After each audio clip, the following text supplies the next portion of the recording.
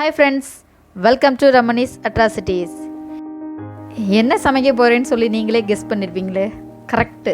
இன்றைக்கி சூப்பரான சுவையான முருங்கைக்காய் சாம்பார் தான் சமைக்க போகிறோம். வாங்க பார்க்கலாம்.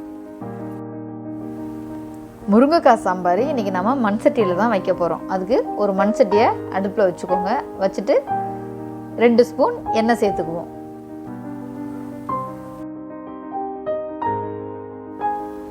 எண்ணெய் கொஞ்சம் சூடானதுக்கப்புறம் 1 ஸ்பூன் கடுகு, 1/2 ஸ்பூன் உளுந்து சேர்த்துக்குவோம். கடுகு உளுந்து பொரிஞ்சு வர அளவுக்கு வெயிட் பண்ணோம். இப்போ கடுகு உளுந்து எல்லாமே நல்லா பொரிஞ்சிருச்சு. இப்போ கருவேப்பிலை 2 பச்சை மிளகாய் சேர்த்துக்குவோம். ஒரு கைப்பிடி அளவு சின்ன வெங்காயமும் சேர்த்துக்குவோம். சேர்த்துட்டு வதக்கி விட்டுக்குவோம். சின்ன வெங்காயத்தை சேர்த்துட்டு லைட்டாக வதக்கிக்கிட்டு இருக்கும்போதே 1/2 ஸ்பூன் ஜீரகமும் சேர்த்துக்குவோம். ஜீரகமும் சேர்த்து நல்லா வதக்கி விட்டுவோம்.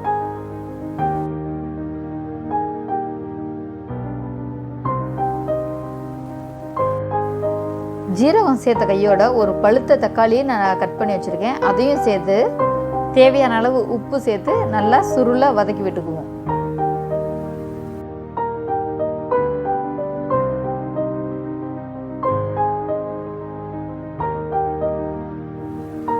வெங்காயம் தக்காளி ஓரளவு நல்லா மசிஞ்சு வந்துருச்சு. இந்த ஸ்டேஜில் நம்ம கட் பண்ணி வச்சுருக்கிற முருங்கைக்காயவும் அதில் சேர்த்துக்குவோம். முருங்கைக்காய்க்கு வந்து இப்போ தண்ணி எதுவும் சேர்க்க வேணாம். இப்போ அந்த எண்ணெயிலேயே ஓரளவு வதங்குற அளவுக்கு நாம் வதக்கி விட்டுக்குவோம்.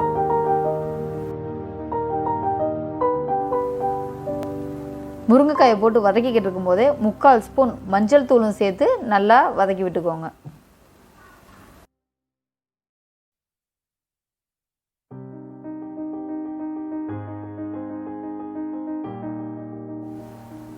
அந்த எண்ணெயிலே முருங்கைக்காய் ஓரளவு வதங்கியிருக்கு. இந்த ஸ்டேஜில் நான் சாம்பார் தூள் 2 ஸ்பூன் சேர்த்துக்கிறேன். சாம்பார் தூள் 2 ஸ்பூனு, தனி மிளகாத்தூள் 1/2 ஸ்பூன் சேர்த்துக்கிறேன். இல்லை தனி மிளகாத்தூள் வந்து உங்கள் வீட்டில் நீங்கள் காரம் அதிகமாக சேர்ப்பீங்க கம்மியாக சேர்ப்பீங்கன்னா உங்களோட காரத்துக்கு தகுந்த மாதிரி அளவை கூட்டி குறைச்சி போட்டுக்கோங்க. நான் 1/2 ஸ்பூன் சேர்த்துக்கிறேன். சேர்த்து நல்லா சுருளை வதக்கி விட்டுக்கிறேன்.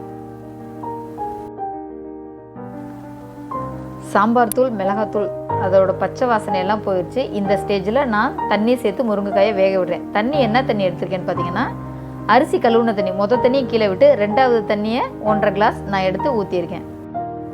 நீங்கள் நார்மலாக வைக்கிறத விட இந்த அரிசி கழனி தண்ணியை ஊற்றி வச்சிங்கன்னா சாம்பார் இன்னும் கொஞ்சம் டேஸ்ட்டாக இருக்கும். அதனால தான் நான் 1/2 கிளாஸ் மட்டும் அந்த தண்ணி எடுத்திருக்கேன்.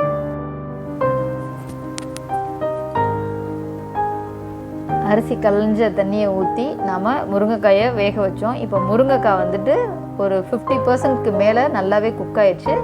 இந்த ஸ்டேஜில் நான் துவரம் பருப்பு வேக வச்சு எடுத்து வச்சுருந்தேன். இப்போ அந்த பருப்பையும் நான் உள்ளே சேர்த்துக்கிறேன்.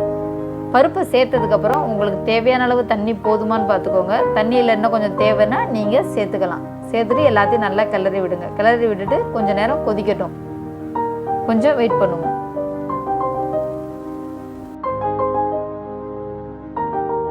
துவரம் பருப்பை வேக வைக்கும் போதே நான் உப்பு சேர்த்துக்கிட்டேன். இருந்தாலும் கொஞ்சம் கம்மியாக இருந்துச்சு. அதனால் நான் இப்போ உப்பு சேர்த்துக்கிட்டேன்.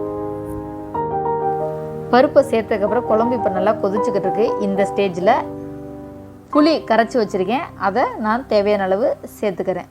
சேர்த்து நல்லா கலந்து விட்டுக்கோங்க.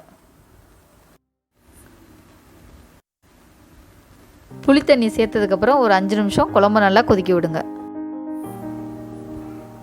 குழம்பு ஒரு 5 நிமிஷத்துக்கு கொதிக்கணும்னு சொன்னோம். அது மாதிரி இப்போ குழம்பு பார்த்திங்களா எவ்வளோ தூரம் நல்லா கொதிச்சுக்கிட்டு இருக்குன்னு. முருங்கைக்காய் நல்லா வெந்துருச்சு. ஸோ வந்து நம்ம அடுப்பை ஆஃப் பண்ண வேண்டிய நேரம் வந்துருச்சு.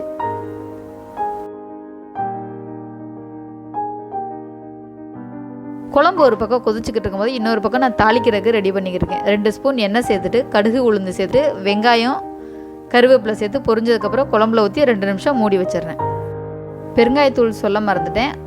ஒரு பிஞ்சு பெருங்காயத்தூள் தாளித்து ஊற்றும்போது 1 ஸ்பூன் பெருங்காயத்தூளும் சேர்த்து உள்ளே ஊற்றிடுங்க. அவ்வளோதான். சூப்பரான சுவையான முருங்கைக்காய் சாம்பார் ரெடி ஆயிடுச்சு. சூப்பரான சுவையான முருங்கைக்காய் சாம்பார் ரெடி ஆயிடுச்சு. நீங்களும் இந்த சாம்பாரை உங்கள் வீட்டில் ட்ரை பண்ணி பாருங்கள். ட்ரை பண்ணி பார்த்துட்டு எப்படி இருக்குன்னு சொல்லிட்டு எனக்கு இன்பாக்ஸில் கமெண்ட் பண்ணுங்கள்.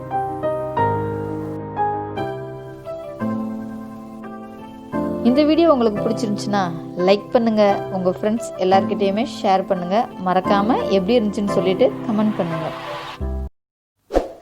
நம்ம சேனலை இது வரைக்கும் சப்ஸ்கிரைப் பண்ணாதவங்க RamAnis Atrocitiesக்கு சப்ஸ்கிரைப் பண்ணிக்கோங்க. கூடவே வர பெல் பட்டனை கிளிக் பண்ணிக்கோங்க.